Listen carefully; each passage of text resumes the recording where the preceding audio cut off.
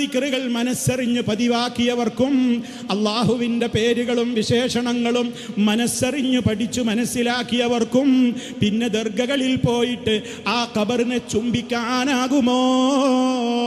അവിടെ തൊട്ട് മണക്കാനാകുമോ? അവിടെ കാര്യം നേടാൻ വേണ്ടി പട്ടുമൂടാൻ സാധിക്കുമോ?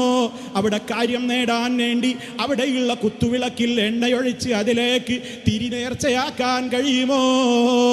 തൻ്റെ കാര്യം പൂവണിഞ്ഞ് കിട്ടുവാൻ വേണ്ടി അവിടെയുള്ള കാണിക്ക വഞ്ചിയിൽ പിന്നെ പണമിടാൻ സാധിക്കുമോ? അങ്ങോട്ട് അരി നേർച്ചയാക്കാൻ പറ്റുമോ? പഴക്കുല നേർച്ചയാക്കാൻ കഴിയുമോ? ആടുമാടുകളെ നേർച്ചയാക്കാൻ പറ്റുമോ? എന്തേ കാരണം? മുഹമ്മദ് മുസ്തഫ പഠിപ്പിച്ച ദുആ ദിക്റുകളിൽ അഖിലം ഈ പറയുന്ന എല്ലാ കാര്യങ്ങൾക്കും വേണ്ടി ദിനേന നമ്മോട് തേടാൻ പഠിപ്പിച്ചത് ലില്ലാ, അല്ലാഹുവിനോട് മാത്രമാണ്. അല്ലാത്തൊരു ദുആയുണ്ടോ? അല്ലാത്തൊരു പ്രാർത്ഥന നമുക്ക് കാണാൻ സാധിക്കുന്നുണ്ടോ പ്രിയമുള്ളവരെ? അതുകൊണ്ട് തന്നെ ഇന്ന് മഖ്ബറകളിലേക്ക് ആളുകൾ പോകുന്നത് എന്തിനാ? ഖബർ സിയാറത്ത് എന്നതാണ് പേര്. പക്ഷേ സിയാറത്ത് എന്നാൽ അർത്ഥം എന്താണ്? സന്ദർശനം എന്നാണ്. എന്തിനാ ഖബർ പോയി കാണുന്നത്? നമുക്ക് മരണചിന്തയുണ്ടാകുവാനാണ്. പരലോകം എനിക്കും വരും എന്ന് ചിന്തിക്കാനാണ്. ഇതിനല്ലാതെ ഖബറിൻ്റെ അടുക്കലേക്ക് പോകുന്ന അവസ്ഥയല്ലേ ഇന്നുള്ളത്?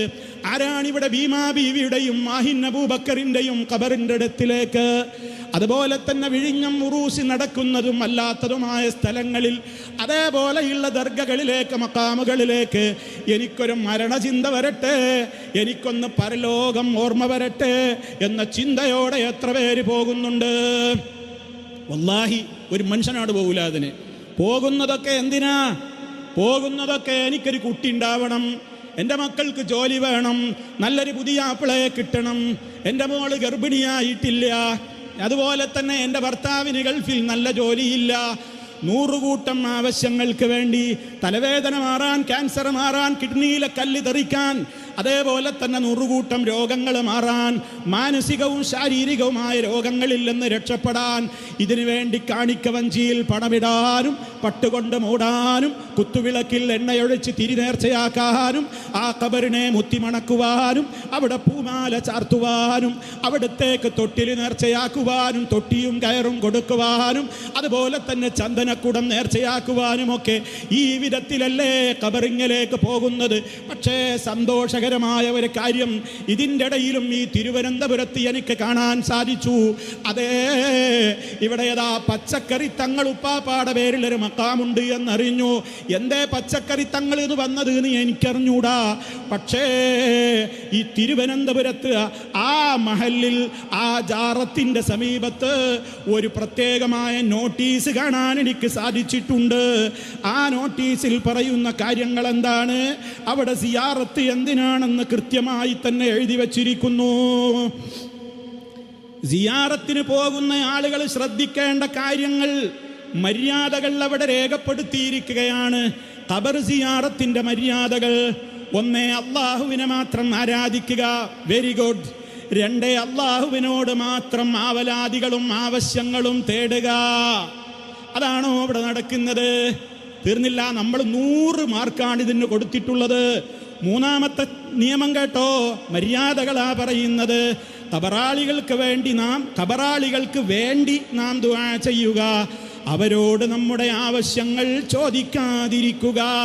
നമ്പർ 4, ഖബറാളികളോട് ആവശ്യങ്ങൾ തേടുന്നത് അള്ളാഹുവിന് ഇഷ്ടപ്പെടാത്ത വൻ പാപമാണ്, ശിർക്ക് എന്ന ബ്രാക്കറ്റിൽ കൊടുത്തിട്ടുണ്ട്.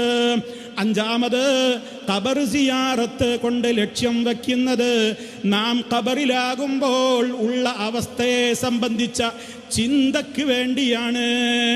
6ാമത് കൊടുക്കുന്നു, ഔലിയാക്കളോടുള്ള ബഹുമാനം ആരാധനയായി മാറരുത്. 7ാമത് കൊടുക്കുന്നു, മരണത്തെ സംബന്ധിച്ച ഓർമ്മയിലൂടെ നമ്മുടെ ജീവിതം നല്ല രീതിയിലാക്കാൻ ഖബർ സിയാറത്ത് കൊണ്ട് ഉപകരിക്കണം. 8ാമത്തത്, ഖബർ സിയാറത്ത് സ്ത്രീകൾക്ക് ഇസ്ലാം പ്രോത്സാഹിപ്പിക്കുന്നില്ല.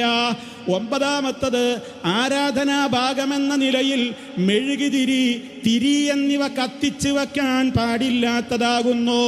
പത്താമത്തതും അവസാനത്തതുമായത് അള്ളാഹുവിനെ കുറിച്ചുള്ള ചിന്തയും ഭയവും മരണ ഓർമ്മയും കൊണ്ട് നല്ല രീതിയിൽ ദീനീ ജീവിതം നയിക്കുവാൻ സിയാറത്ത് കാരണമാകണം. ഇതിവിടുത്തെ വിസ്ഡം ഇസ്ലാമിക് ഓർഗനൈസേഷൻ്റെ പ്രവർത്തകർ പച്ചക്കറിപ്പാപ്പാൻ്റെ അവിടെ കൊണ്ടുപോയി തൂക്കിയ ബോർഡല്ല. ആരാ ഇത് എഴുതിയത്? ഇതിൻ്റെ അടിയിൽ നോക്കൂ. അള്ളാഹു നമുക്ക് ശരിയായ കാര്യങ്ങൾ മനസ്സിലാക്കി ഇബാദത്ത് ചെയ്യുവാൻ തൗഫീക്ക് നൽകി അനുഗ്രഹിക്കുമാറാകട്ടെ, ആമീൻ എന്ന് മണക്കാട് വലിയ പള്ളി മുസ്ലിം ജമാഅത്ത്. മണക്കാട് വലിയ പള്ളി മുസ്ലിം ജമാഅത്തിലെ ഇത് എഴുതിയത് ആരാണെങ്കിലും വെരി ഗുഡ്, സബാഷ് സബാഷ്. നിങ്ങളോട് നിങ്ങളുടെ പിന്നിൽ ഞങ്ങളുണ്ട്, നിങ്ങൾ മുന്നിൽ നടന്നോ. ഇതാ ഞങ്ങൾ പറയുന്നത്. അതല്ലാതെ ഖബറിനെ സമീപിക്കരുതെന്നോ ഖബറിങ്കൽ പോകരുതെന്നോ സിയാറത്ത് പാടില്ലെന്നോ ഇവിടെ മുജാഹിദുകൾ ഒരു കാലത്തും പഠിപ്പിച്ചിട്ടില്ല.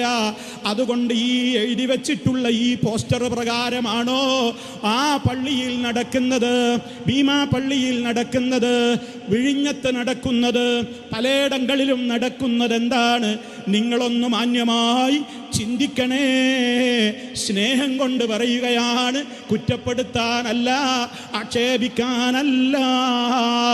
പരലോകത്ത് ഖബറിൽ പോയി കിടക്കുമ്പോൾ സമാധാനം വേണോ? മുത്ത് മുസ്തഫ പഠിപ്പിച്ച സിയാറത്ത് ചെയ്തുകൊണ്ട് അത് നേടിക്കോ, അല്ലാതെ കിട്ടൂല.